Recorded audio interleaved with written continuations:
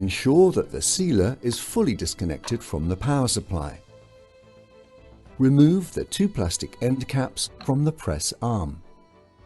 Use a 4mm Allen key to remove the 2 screws holding the press bar in place, taking care to avoid turning the nuts behind the bar, as this will affect the alignment of the press arm and sealer bar.